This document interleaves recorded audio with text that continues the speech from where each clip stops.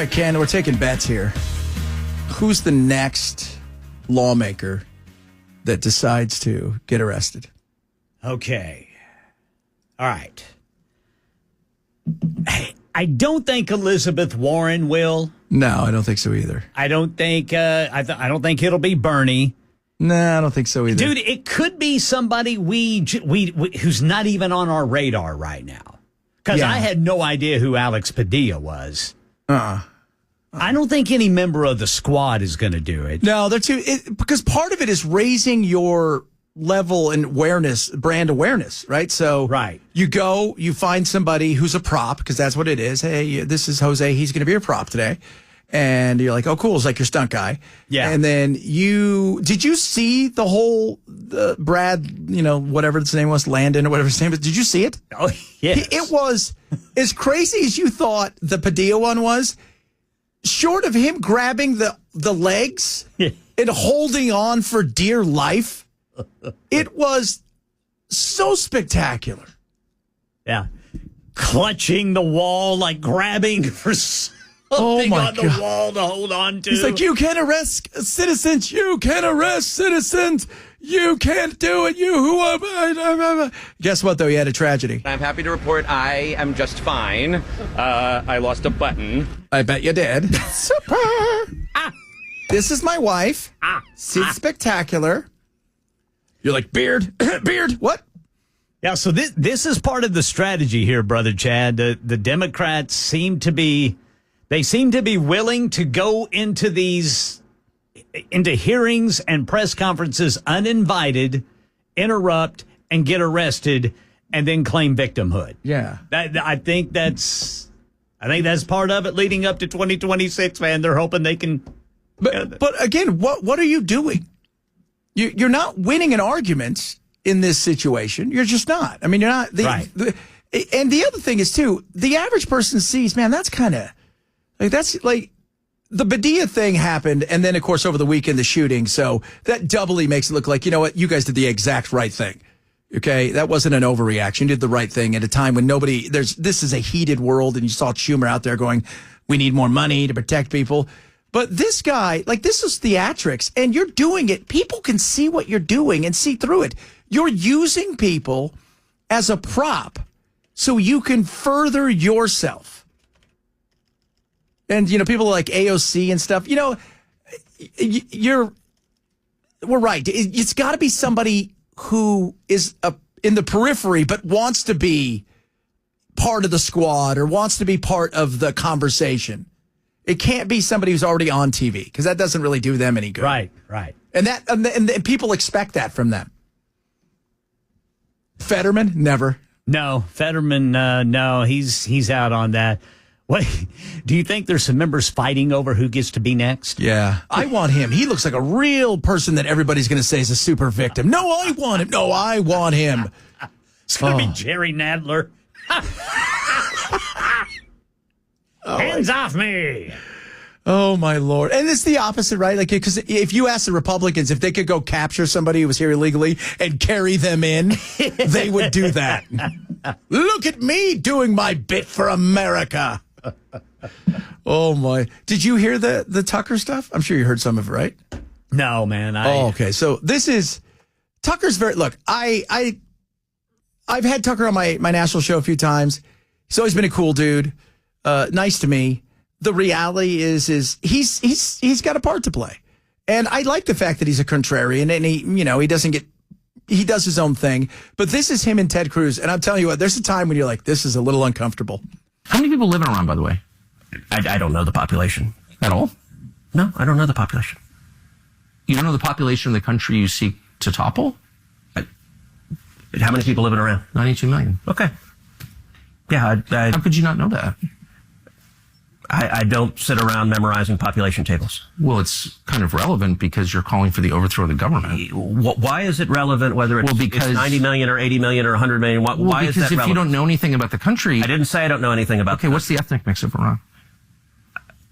they are Persians and predominantly Shia. Okay, it's not even. You don't know anything about Iran. So okay, I am not the Tucker Carlson expert on Iran. You're a senator who's calling for the overthrow of the government. You're the one who claims know anything about the country. No, you don't know anything about the country. You're the one who claims they're not trying to murder Donald Trump. You're the one who can't figure out if it was a good idea to kill General Soleimani, and you said it was bad. You don't believe they're trying to murder Trump? Yes, I do. Because you're not calling for military strikes against them in retaliation. And if you really believe that, we're carrying out military strikes today. You said Israel was. Right, with our help. I said we. Israel is leading them, but we're supporting them. Well, you're breaking news here, because the U.S. government last night denied, the National Security Council spokesman Alex Pfeiffer denied on behalf of Trump that we were acting on Israel's behalf in any offensive capacity. No, we're not bombing them. Israel's bombing them. You just said we were.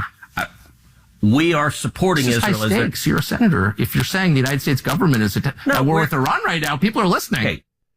Yeah, it got more than heated on a few occasions, and Tucker's right.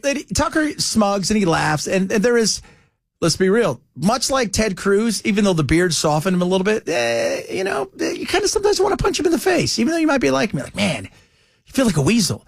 Tucker kind of has that schoolboy kind of attitude, you know what I mean? Where it's like he feels like he's one of those private school preppy kids that, comes and ruins all the fun kids' time.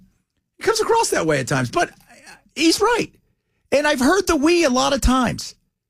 Senator Lankford today said this, which I go back to this. I hear a we in a lot of this stuff. So speaking of the Supreme Leader, the president posted on his Truth Social platform that America knows where he is, that we could, it implied, assassinate him, but we will not for the moment. Do you think the United States should assassinate the Supreme Leader if they can?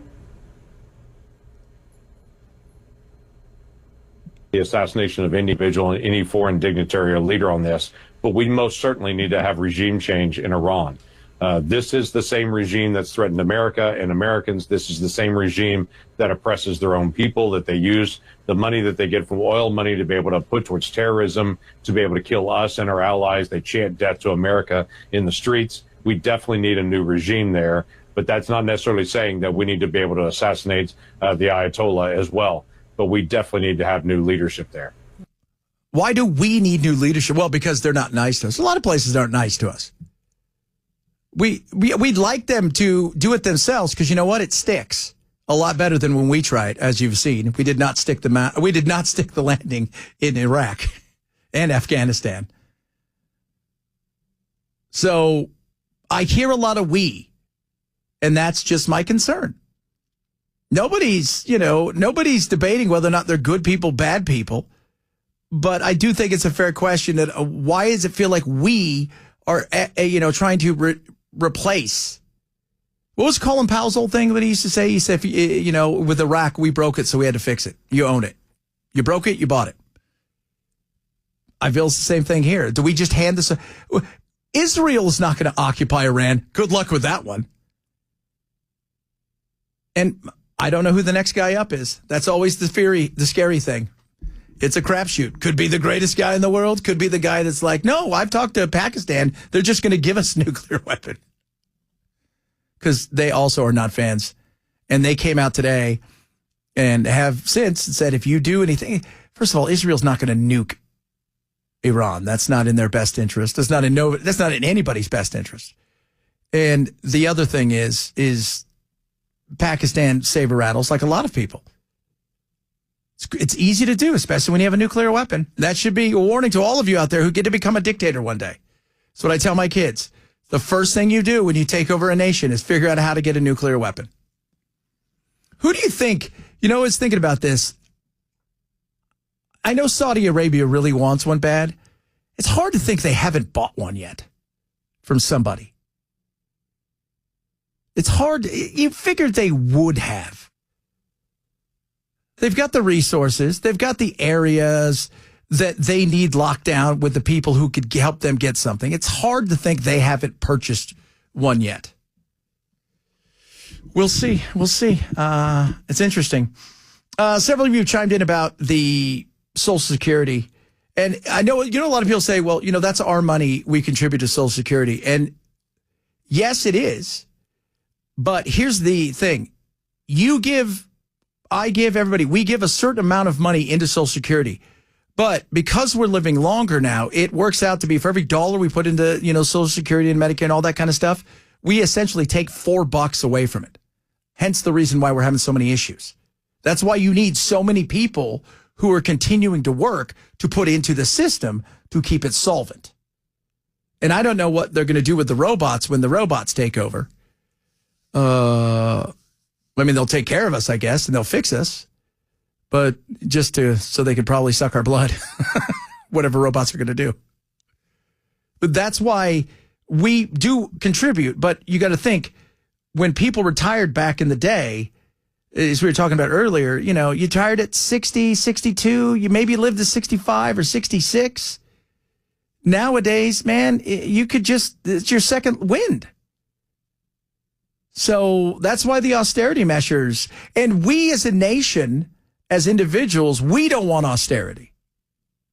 And that's the problem with other places that have went bankrupt somewhat. And, I still have no idea what they're going to do in France. Eventually, they're going to have to sell everything at the Louvre. Did you see Ken, did you see they closed the Louvre? I did not. They closed the Louvre. People showed up, to go in. Yeah. It's too busy. And the people that work there are over it. There's too many people coming. They don't want the tourists there. They're doing the same thing now in Barcelona. Okay, that's what I saw. They are following around people in Barcelona, blowing kazoos. They don't want them there. They don't want tourists. And they're squirting them with squirt guns. And it's a catch-22. Like, I can see why you wouldn't want all of those people there. But then when none of those people are there, you find out that, oh my God, all of the stores have closed. Because, you want our dollars, you don't want us. That's not very nice. That's not nice at all. No, that is not nice at all. So it's that weird catch-22. But they closed the Louvre this week, and they actually sent a letter, because France is really good at organization. They're not good at a lot of other things, but marching. They send a letter to Macron saying this is too much. There's too many people. They're here all day. They want to do stuff. They want to look at pictures. We're tired. We don't have enough food. We're understaffed. So Peter just said my brother got to the Louvre 4 days before it closed. Oh my goodness. Like